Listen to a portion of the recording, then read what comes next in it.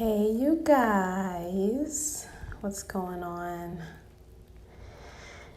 I just wanted to come in and make the pilot video for my channel, Canary Yellow.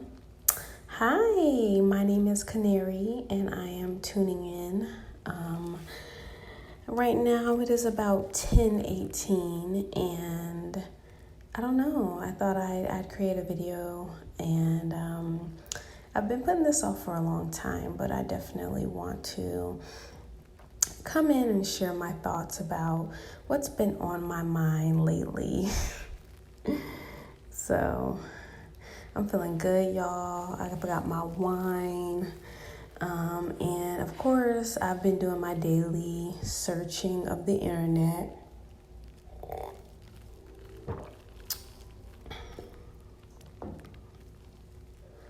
I browse the internet because I love divestment and I love the swirling community and what is happening with Black women, just creating standards and creating a beautiful life for themselves and taking care of themselves and just getting up and out of Blackistan and stopping this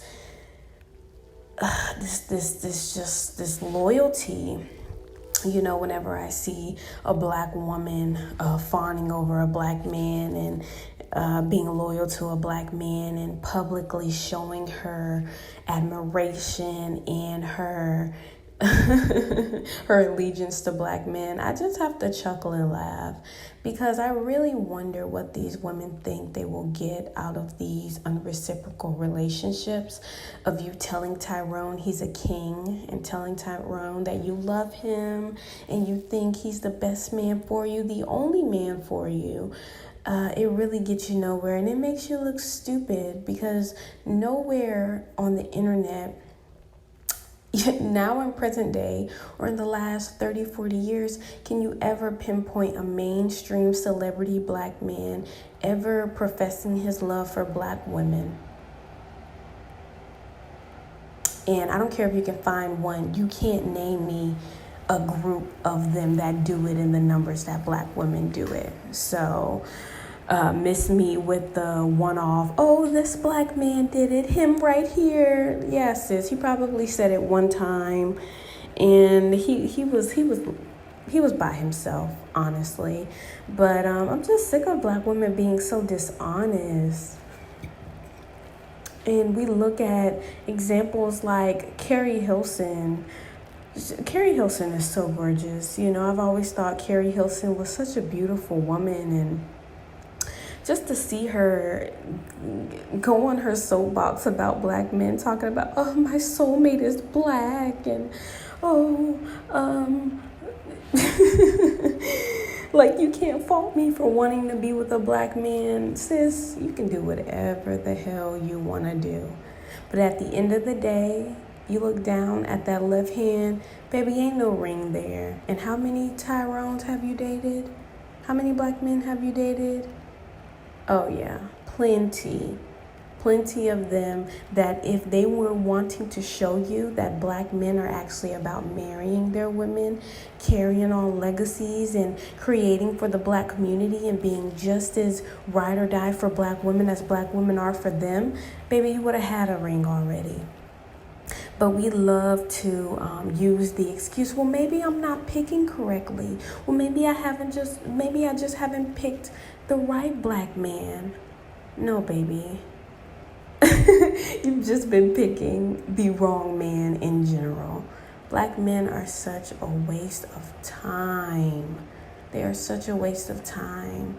They don't know what they want. And by the time they figure out they want you, they want you to accept their 4 kids and their baby mama. Okay, they have a rap sheet as long as your fucking arm. Okay, he can't take you out the country. Okay, he can't even own a goddamn firearm legally because his entire life has been ruined because he can't stay out the fucking pen. Okay, he can't stop getting arrested. He'd rather participate in illegal activity than build, okay, and make a suitable life for you, marry you, and give you children. He would much rather live out in the streets, be a street nigga, popping guns and doing all of this ghetto shit, than put a ring on your finger, settle down, marry you, and move you into the suburbs and give you a good life.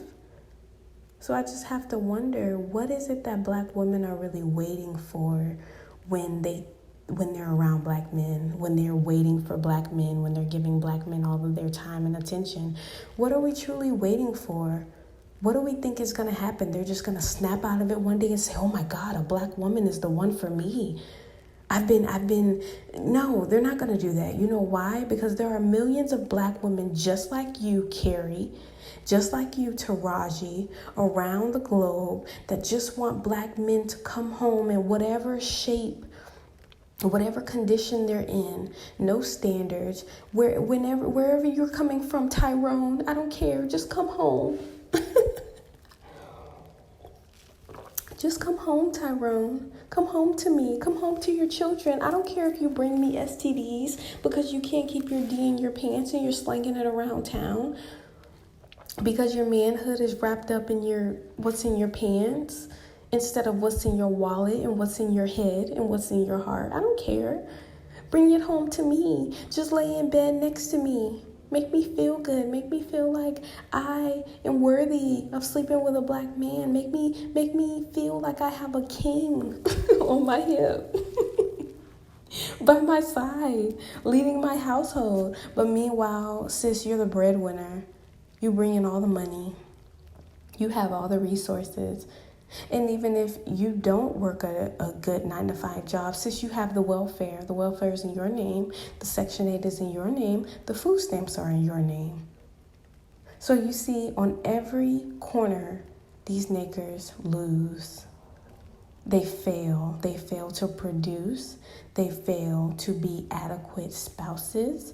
They fail at every single turning point. And it's just really sad that black women continue to lay their bodies on the line, whether it be protesting, whether it be showing up to other women's house to fight over these niggers, whether it be bonding these niggers out of jail, whether it be paying these niggers phone bill, paying his rent, going 50-50. I'm living at your house, but I'm going half with you on the rent. I'm helping you. These niggas are probably saying, oh yeah, I finally got her to move in. I get free sex and I don't have to pay the full $1,200 on the rent. Oh, nice.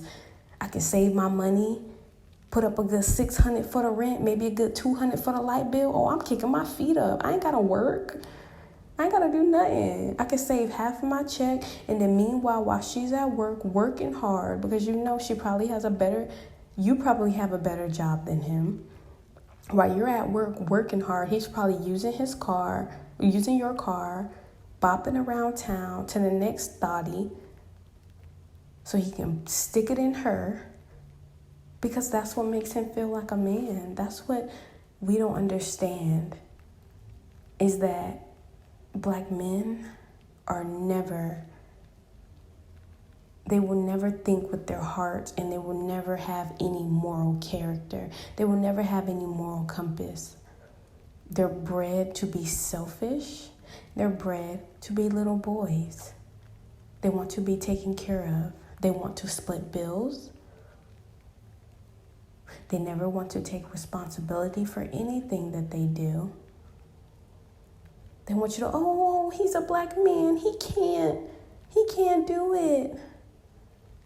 He's oppressed. Slavery, even though slavery ended 400 years ago, it still has an effect on him.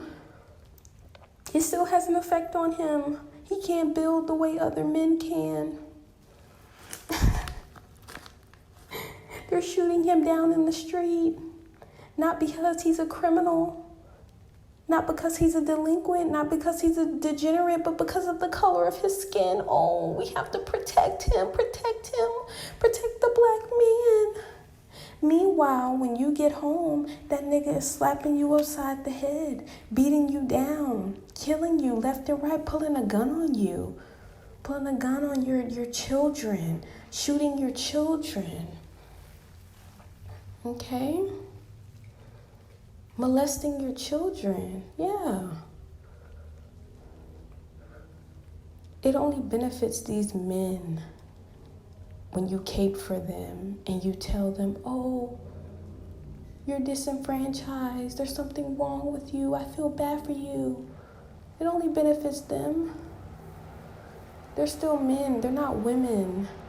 We're walking around thinking they're women. Oh, they need to be protected. Why does a man need to be protected by a woman?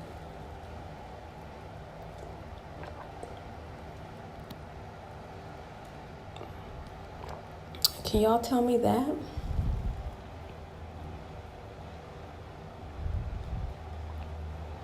What business does a man have being protected by a woman? You're physically weaker than him. You get tired quicker than him, emotionally and physically, and mentally too. Which means God made you to sit back and rest and let him do all the heavy lifting. Let him do all the worrying. Let him have all the stress and the pressure. And you just kick your feet back and say, I'm a woman. I don't have to worry about those things. And if you can't step up to the plate, then there are plenty of men that can fill your shoes. But you know how they got black women to not feel like they have options? They continue to sell you this age-old story of how the white man beat you and R-worded you and kept you as slaves, and you were nothing but a bed wench to him. And they keep on playing this scene in your head that happened to our ancestors 400, 500 years ago. They keep on telling you that the white man ensued so much violence against you. Oh, he's violent. He was violent against your ancestors. But if I ask you right now, black woman, all of the violence you've experienced in your life, all of the violence that your sisters have experienced in their lives, if I ask you the man who was violent against you, who was violent against them, who is the man that comes to mind? What is the color of that man? See, when I ask sisters to think logically, they want to run around the topic and be like, oh, no, nah, let's answer questions. If you're saying that the white man is the worst thing that ever happened to black women and black women have nowhere else to go, we just have to stick it out with black men, because the white man was violent against us. If we're really going to stick to that story, who has caused you the most pain in your life, black women?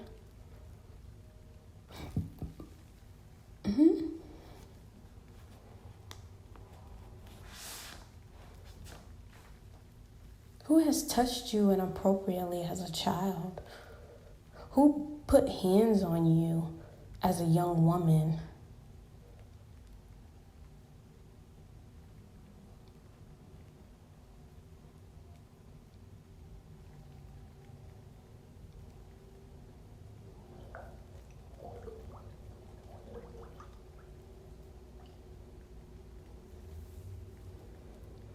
Who left you as a single mom with a bunch of kids to raise?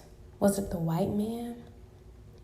Was it a white man? Was it a Hispanic man? Was it an Asian man? I have something to tell you, black women, and it's going to be very scary to hear. Very scary. The enemy is in your own house, sis. We like to believe the enemy is a mile away with pale skin and blonde hair and blue eyes. But what if I told you that the true enemy is the man that's sitting right there across from you in your house, wanting to go 50-50 with you, putting his hands on you, abandoning you to take care of the children on your own, then turning around and blaming you when the kids don't turn out right?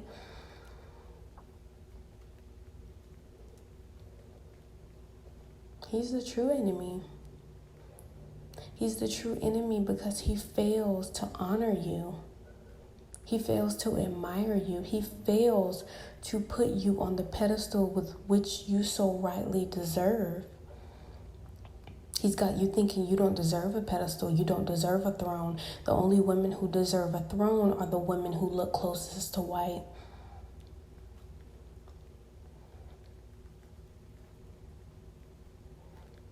So why would you continue to raise your children to believe that this is the man for them? This is the only man they can have. This is their king. Why? Is that not selfish? I believe that we subconsciously want to feel like we did it right, Black women.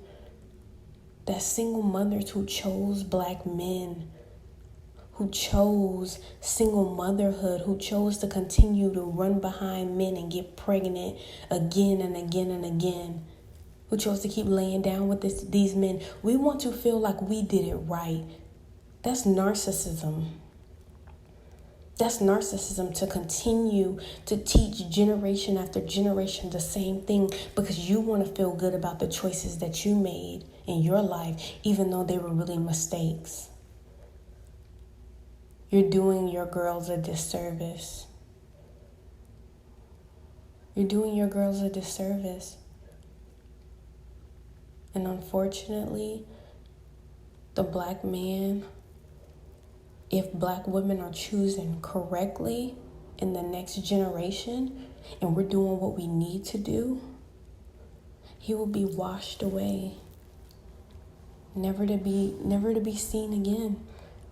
He will cease to exist because Black women will be choosing men who will take care of them, who will bring them into the fold, who will make sure that they are honest women, they are married, they're raising a legacy, an actual legacy, not these bastards.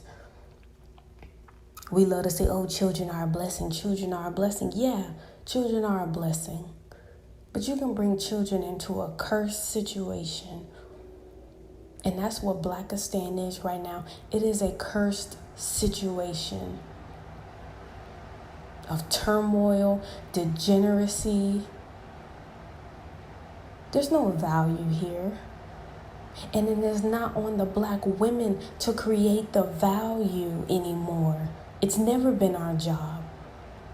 We've just taken on the job because, oh, well, if Black men won't do it, I guess we have to do it. We have to make the Black community something great. No, you don't. Because guess what?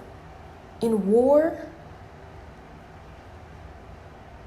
in the real world, when men go into battle, when two civilizations go into battle, the women and the spoils go to the winner. The women and the resources go to the winner. Why?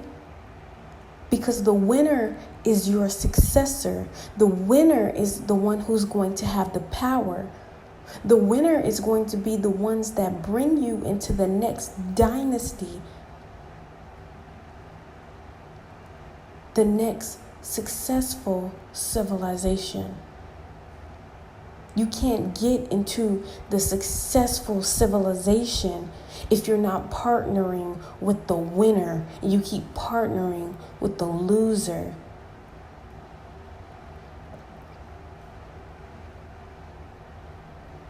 All I have to say is get some self-esteem, black women. Stop feeling like it is on your shoulders to save black men, because it is not. Once black women start getting up, turning their backs, and walking away, it is going to make these men stand up and do what they got to do to win you back and gain some respect. They're going to be like, oh, well, why aren't we getting any women? Penis doesn't get them anymore. Violence doesn't get them anymore because all of them are protected by Brads and Chung Lees and Jose's. So we can't physically force them to be with us. We can't entice them sexually to be with us. Damn, I guess we're actually going to have to build. So if you really want the black community built like you say you do, black women, if you really want the black community fixed, you will get up and walk away and let these men rise up and be men. It's not right that you're stronger than the men, that you're mentally stronger than the men you lay down with. It is an abomination. It really is. The fact that you have more grit, you're tougher, you have more strength, more mental strength. You're able to persevere and be determined and fight through and keep a job and climb the ladder, climb the corporate ladder. You're able to do all of these things, and your man just sits home and plays video games and just, oh, I can't do it, they won't let me. That is an abomination. Your house will never be blessed. And you will be cursed with this nigger who continues to cheat on you, who continues to make bastard children outside of your marriage, who continues to beat on you, who continues to be a lowlife, who won't get a job, who won't do anything to pull himself up. He will continue to be sorry if we do not get up and go.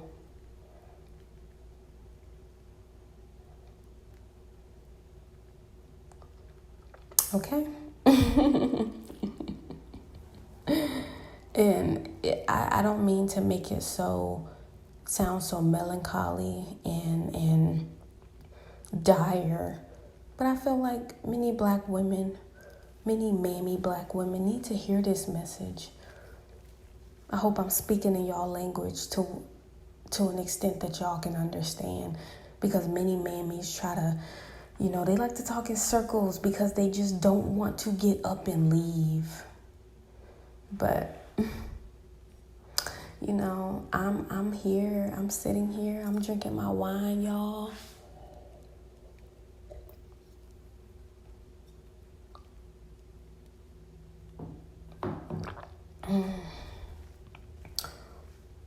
I'm enjoying my life because I'm free of Tyrones. I don't have them asking for my money.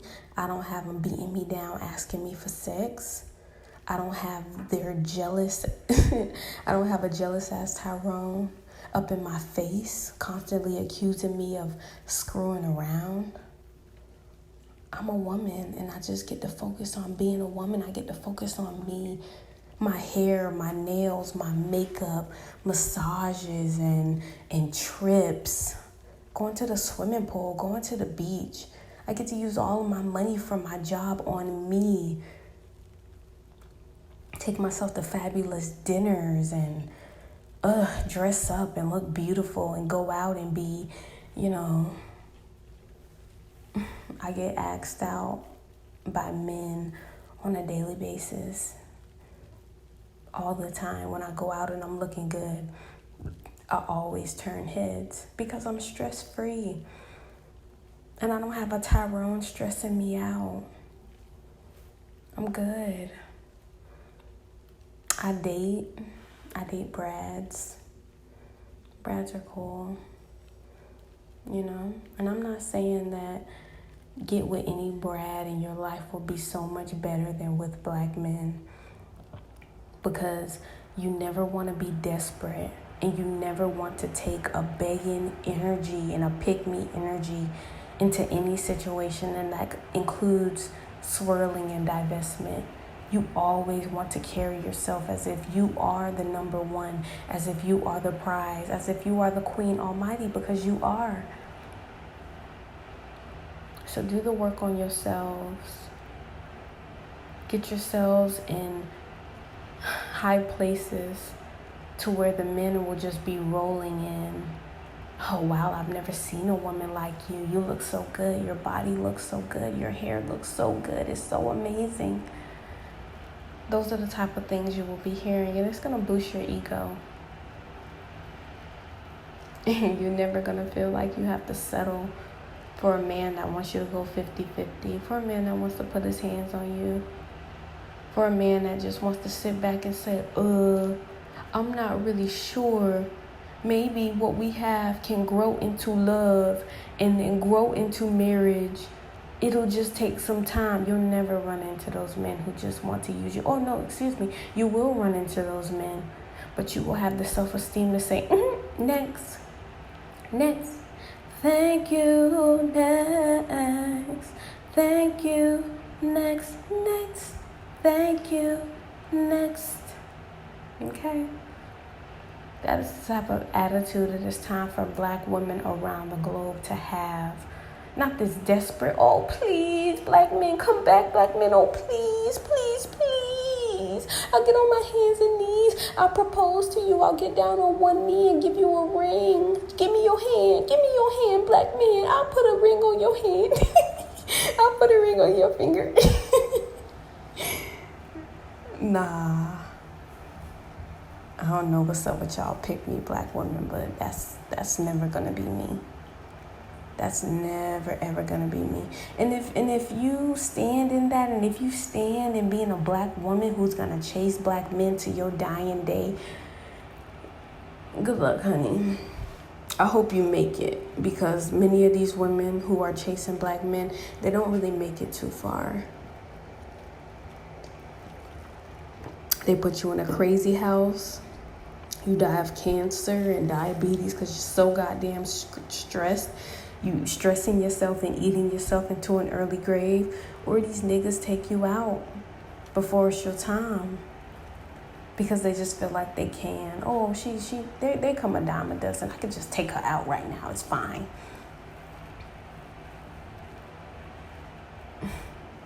But that's my message, y'all. I'm about to continue on enjoying my relaxing Tyrone-free night. And blessings to y'all, you know.